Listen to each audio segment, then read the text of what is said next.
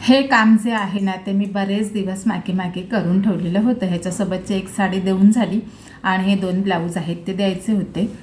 तर ह्याच्या 2 साड्या आणि 2 ब्लाऊज असं हे आहे। तर हे एक ब्लाऊज शिवून झालेला आहे। पुढचा गळा आहे तो गोल आहे, प्रिन्सेस कटमध्ये आहे आणि ब्लाऊजला कप्ससुद्धा लावलेले आहेत आणि हात ह्याचे छोटे आहेत, पार्टीवेअर साडी आहे आणि मागचा गळा हा असा आहे आणि याचे हुकसुद्धा जे आहेत ते पाठीमागेच ठेवलेले आहेत।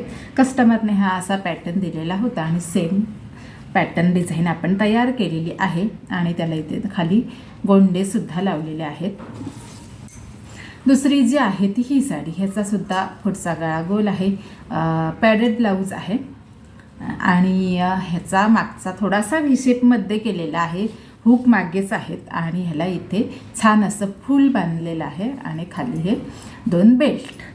तर हे असं डिझाईन केलेलं आहे। ॲक्च्युली ही साडी ना हातात घ्यायला मला खूप कंटाळा आलेला, एकतरी ह्या कापडावरती टिपा बसत नाहीत, त्याच्यामुळे बऱ्याच वेळेला मला पेपर टाकून शिवायला लागला। जिथे अस्तर असतं तिथे होत होतं, पण हा जो बो वगैरे केलेला आहे तर ह्याच्यावरती टिपा बसत नव्हत्या, त्याच्यामुळे ह्याला पेपर टाकून केलेलं।